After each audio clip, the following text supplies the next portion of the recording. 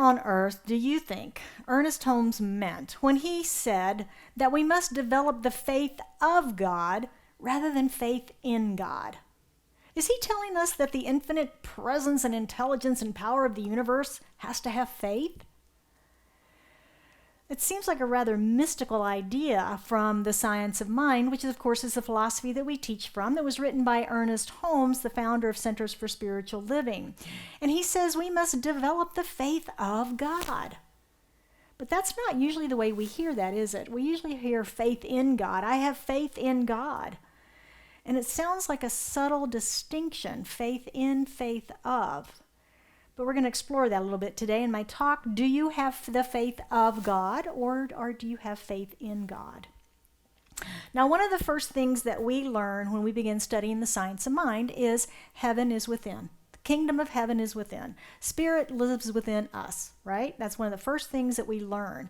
God is not some guy in the sky with a beard on a cloud and taking notes and, telling me everything that's going to be wrong in my life.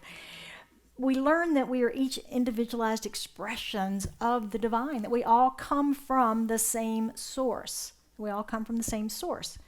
Now, for some, that idea is empowering, it's exciting, and for others, it's terrifying and even blasphemous.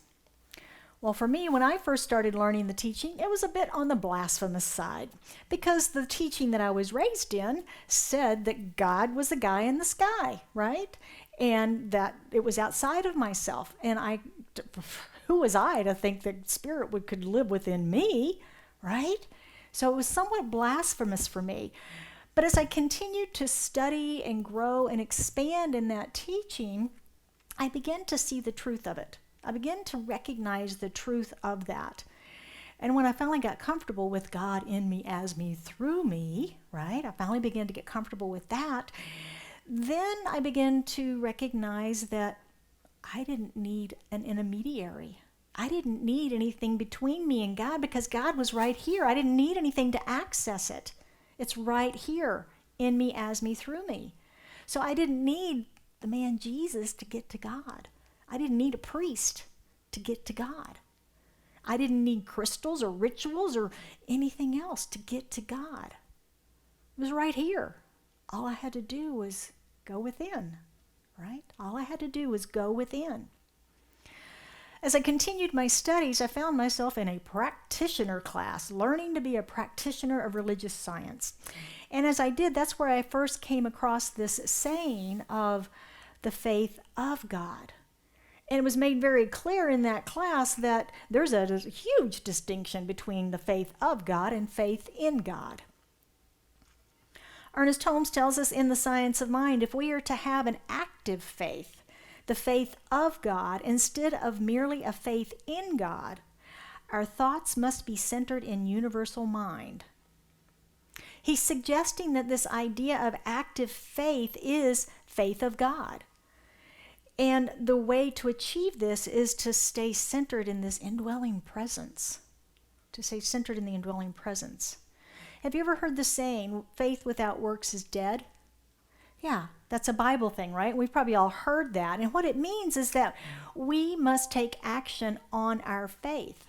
If we have faith about something, that means we take action about that, right? Because the faith spurs us into action. It's confidence. It's confidence. And in Science of Mind, we say treat and move your feet, don't we? We say treat and move your feet, in spite of the conditions we may be experiencing. That's faith, right? In spite of the conditions. If we think about faith at the human level, that involves our five senses, doesn't it? We base that faith on what we know through our five senses. Can I see it? Can I hear it? Can I smell it? Can I taste it? Can I touch it? Must be true, right? Must be true. But the faith of God is beyond our five senses. The faith of God is beyond our five senses. Anybody familiar with the Bible story of Genesis? First book of the Bible. In the beginning, God. God created, right? It's the allegory of the creation of earth. And it was a 7-day deal, 6 days of creation, 1 day of rest. And if you remember the days, day one, God said, let there be light. and there was light, right? Do you know it wasn't until day 4 that the sun, the moon, and the stars was created? Day 4. For the source of the light to be created. Light came 4 days later. Oh, I better give it a source, right? Now that doesn't resonate with us in our human logical mind. You got to have a source before you can have light. You just can't have light without a source, right? That's the way our logical brains work. But faith of God is the ability to put the cart before the horse and still succeed. How about that? It was Wayne Dyer who said, "When you'll see it when you believe it." Oh, but don't we want that the other way around? How frequently is, show me. We're all from Missouri, aren't we? Show me state. Show me, and then I'll believe it's true. But it doesn't work that way. It doesn't work that way. We must have active faith first. Ernest tells us, when we are convinced that under divine law all things are possible, if we only believe and work in conformity with the principles of that law. Such a faith does not spring full-orbed into being, but grows by knowledge and experience. No matter what the outside appearances, we must cling steadfastly to the knowledge that God is good and God is all. Underneath, above, around, you, me, everything. God. Now, today we might describe what he's talking about as the field of infinite possibilities. Now, I first heard about that from Deepak Chopra, who was describing the universal energy that we're surrounded by, which is creative and friendly and all of that, as the place of creation, the place of infinite possibilities. But how do we get from faith based on these 5 senses and what we call reality, right? How do we get from that faith to the faith of God? It's kind of a leap. How do we do that? Faith of God doesn't mean that God needs faith. Faith of God doesn't mean that God needs faith. God knows. That's what it means. It just means God knows, period. God doesn't need faith because it's the all that is. It's the infinite intelligence. There are no questions. There are no doubts. There's a light before the light source. It's okay to have a light before the light source. There's miracles. There's unexplainable things. There's serendipity and all the wild and weird and unexplainable things of our universe. We don't know everything, do we? We don't know everything. I found a list on the internet of 13 things that are unexplainable. The placebo effect. We know about it, right? But nobody can really explain why it works. And they've been doing additional studies and they still can't explain why it works. The horizon problem. The horizon problem is about space in the universe, and it's the same temperature in the oldest part and the newest part. How could it be? They don't know. Doesn't make any sense. Ultra-energetic cosmic rays, Belfast homeopathy results. A scientist said that homeopathy does not work. Homeopathic therapies don't work. And if you know, that's where they distill the ingredients down to basically water, and it still works. And this doctor was trying to prove it did not work and couldn't prove it did not work. Still can't prove it works, but couldn't prove it didn't work. So dark matter, Viking's methane, a Viking explorer, not a person Viking, the like the Mars explorer thing, the one that went to wherever it went, where it go, Mars. Anyway, they discovered methane gas. Well, they shouldn't have methane gas up there unless there's life form, but they can't explain it. Tetraneurons, dark energy, cold fusion. These are things that make us go, I really don't know what you're talking about. But scientists who study this stuff also say, I don't know what you're talking about. I don't know how, I don't know why. I don't know why. NewScientist.com, if you're interested, is a location of all these unexplainable things. So it just reiterates to us there's so much we don't know, and it's not lack of intelligence, it's just the fact that we don't know. We just don't know. So why wouldn't we believe in this field of infinite possibilities that we are surrounded by? Why wouldn't we choose to believe in that? Why wouldn't we choose to believe in miracles? Ernest Holmes tells us the faith of God is very different from faith in God. The faith of God is God. And somewhere along the line of our spiritual evolution, this transition will gradually take place where we shall cease having faith in and shall have faith of. And having faith of means we simply accept our divinity and that we live in this field of infinite possibilities and that whatever we desire is possible when we allow it, Spiritual development and spiritual evolution is really the basis of our mission here at Scottsdale Center for Spiritual Living. We want to empower humanity to understand its magnificence and not live from fear and smallness.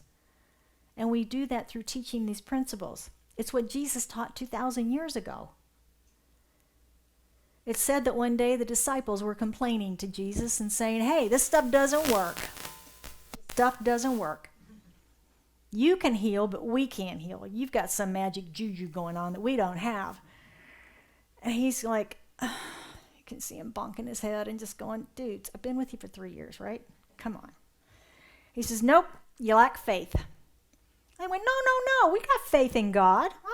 We've got faith in God. And he says, "Yeah, but faith in God is not enough. You have to have the faith of God." So this really is from the Bible, and that's probably where Holmes got it, because Holmes was a Bible scholar. He just moved it into the metaphysical range for us. But this means that God is the healer. And that's what we teach our practitioners and ministers, is the work is Spirit through us, and we are a channel through which Spirit works, and we allow that. If we thought we had to do the healing, we would be like the disciples. This stuff doesn't work. But we don't. We simply allow Spirit to work as us, work through us. We can see how believing in something outside of ourselves, faith in God. If I have faith in crystals and I lose my crystal, what happens then? If I'm putting my faith in some guy in the sky and hoping he's not too busy to get back to me at some time in the near future and answer my prayer request, right? So what we're talking about is faith in something outside of ourselves versus faith of within ourselves. It means that we grow ourselves in spiritual wisdom to that place of knowing. If you remember last week, we said that faith is a faculty of the mind. Faith is a faculty of the mind. It is an affirmative mental approach to reality, and we build our faith from belief, acceptance, and trust. BAT. Belief, acceptance, and trust. Think of Batman. The good folks of Gotham, they believed in him even though they didn't see him all the time, right? He wasn't just walking down the street all the time, but they believed in him. They accepted his weirdness. He wore tights. He wears a funky mask. He drives a pretty wild car, and he comes when you shine a light in the sky, right? They accepted him, and they trusted that he would rescue them from the jokers of the world. BAT, belief, acceptance, and trust. Had a conversation this week with one of my minister friends. We were talking about healing and the science of mind. And in the science of mind, some of our basic principles are we believe in the power of the mind and the control of conditions and the healing of the sick, the healing of the body. That's one of our core beliefs. And we were talking about healing and how many people that we knew who had walked through a diagnosis into health and healing. And then we began talking about how they had done it, and looking for the magic formula, of course. And what we discovered is the basis, of course, of the teaching, which is faith. Where was the faith? Because they all did it differently. whether they needed to believe in mainstream allopathic medicine, medical care and treatment, a healing prayer team, or maybe it was naturopathic, homeopathic, or something else, all of the above, some of the combination, acupuncture, yoga, whatever it was. But the key ingredient was the faith that they put in that modality. That was the key. If you remember the story of, I'm on a Jesus thing this morning, sorry, but the story of Jesus in the Bible and the centurion it's a great story that the centurion came and said, I need you to speak the word for my servant. He's very ill and he's a very valued servant to me. Would you speak the word for him and heal him? And Jesus said, do I need to go to him? And he said, no, I just need you to speak the word. You don't need to go to him. I just need you to speak the word for him. And Jesus said, by your faith, he's healed. Because he recognized that this man had such faith in the power of healing and the power of the word that he was able to heal that man remotely. And it is done unto us as we believe. That's a basic core concept as well. But if you go back to the disciples' story and you look at the centurion story, we have a little paradox going on, don't we? Because the disciples are saying, wait a minute, Jesus is saying, you don't have enough faith to heal, right? He told them, you don't have enough faith to heal. And yet the centurion had faith, but he put his faith in Jesus. So the disciples didn't have faith within they could heal, but the centurion had faith external to himself in Jesus that Jesus could heal. So it could appear to be a paradox. But if you think about our teaching of the science of mind, we teach pill or prayer, don't we? And it comes back to, where do we place our faith? Do we place our faith in the pill, or do we place our faith in the prayer? Which is going to heal us? And if you think about true healing, if we believe going to a psychiatrist is going to heal us, we will be healed. If we believe taking a pill will heal us, our body will heal itself. If we believe that we can set a broken bone by ourselves, we will be healed. The doctor doesn't heal our bones, right? The doctor helps them get it back into alignment, but our body has to do the healing work. Our body still has to do the healing work, and that comes into our minds, right? That comes into our minds. So this centurion had faith in his ability to be the soldier, to be the leader of his soldiers. And he could speak his word of command and they would do what he said. But he had faith in Jesus that he could speak the word of healing and the people would be healed. So they both had faith, but they just had different avenues, right? So where is your faith? The question today is, where is your faith? What methodology, what power do you believe is required before you can be healed of disease or doubt or fear or financial struggle or loneliness? Is it within you or is it external to you? Both are right, aren't they?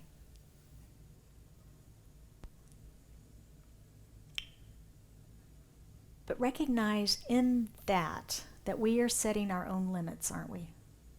We're setting our own limits.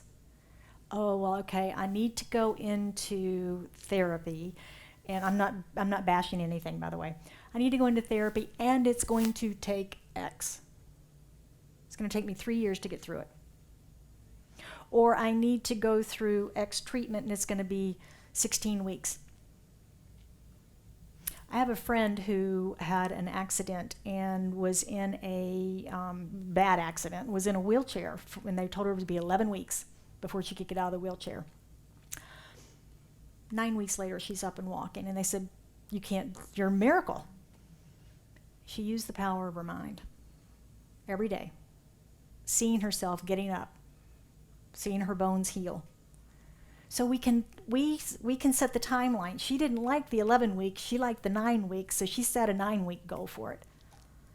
That's what I'm saying when I'm talking about we set the timeline for our healing. We set the timeline for the abundance to flow and how much can flow. We've got our thermostat that we set with that we're comfortable with. So developing our belief, acceptance, and trust, the absolute knowing and acceptance of our good right here, right now. It can be now, can it? Do we have to wait? It can be now. That is to live as the faith of God. That is to live as the faith of God. So let's take a look at some ways that we can be better bats this week. Want to be a bat this week? Belief, acceptance, and trust. We'll look at our spiritual practices, and a reminder that Mindful Monday is the newsletter that I send out Monday mornings with the details of spiritual practices and some quotes and notes and things about the service today. If you'd like that, you can sign up in the lobby. If you're here online, just send me a note online and I'll get you on the list for that as well. So number 1 this week, practice an active faith. Practice an active faith. What are you praying about right now? What is in your prayer right now? Accept it as done. What if you accepted it as done? And acted as if it was? Who might you be on the other side of that? Who might you be on the other side of wealth and abundance? Who might you be on the other side of a loving relationship? Who might you be on the other side of health and vitality? Who might you be on the other side of a creative expression of a new career? Who might you be as that person? Practice an active faith and strengthen that belief, acceptance, and trust through your prayers and your affirmations and your actions. Number 2, step into the field of infinite possibilities. Meditate on what, if anything, you disbelieve about this idea of infinite possibilities. Yeah, it's all really good over there and works fine, but not there. Not going to work there, right? We've got those limitations. And that's our 5 senses, either our intellect or our experience telling us that that's just the way things are. Those are limitations that we have in addition to the limitations of our 5 senses. So look at some of those things for yourself. And then recall that story of the centurion's faith. Recall that story.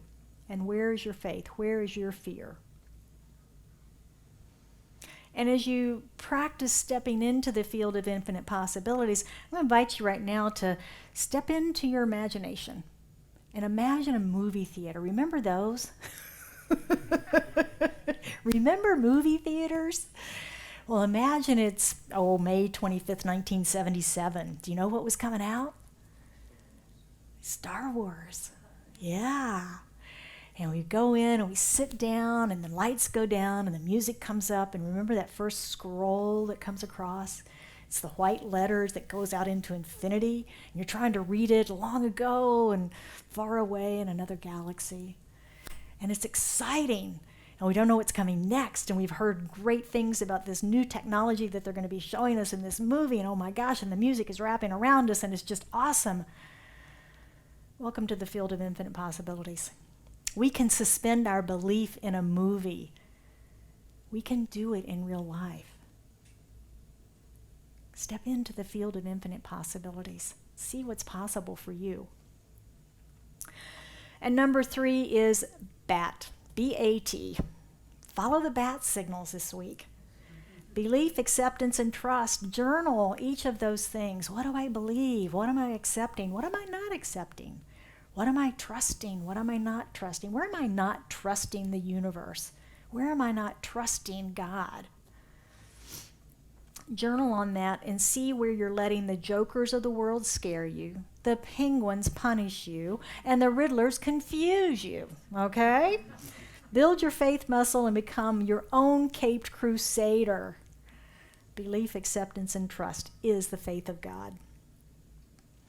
So I'll leave us today with a quote from Reverend Jane Beach, and she is writing in the Science of Mind magazine daily guides this month. And she says, life is filled with hope and joy as well as disappointment and tragedy. Faith allows me to embrace the paradoxes of the human experience and feel divinely loved amid them. It helps me look for the good in each situation. Instead of asking, how did this happen? I affirm there is a blessing in this. And as I discover the blessings, my faith grows. Discover the blessings this week and allow your faith to grow. So it is. So it is. Would you join me for an affirmative prayer? How good it is that we go within and recognize this infinite presence and intelligence that lives within us. The power, the love, the harmony, the joy, the peace, the allness that is God, the infinite, beyond understanding in a finite mind. We know it is love. And recognizing that all of that is here now, present in this room, present in, through, and as me, as an expression of it. I am the harmony, the love, the joy, the peace, the intelligence, the wisdom, the divine right action and perfect right order. All of that right here, right now. And as I know that for myself, I know it for each one of us gathered here today, whether in person or online, knowing that we are each manifestations of Spirit, of Source, of the one Source. And as such, we are prospered, we are healed, we are whole, we are perfect, we are complete in the manifestation of the divine.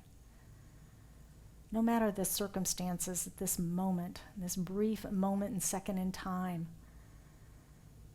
we are whole, perfect, and complete. And so speaking my word for and about us this day, I bless each of us, knowing that we are the faith of God, and that we are an active faith, that we take action, that we treat and we move our feet, and we allow life to unfold through us in magnificent and dynamic ways.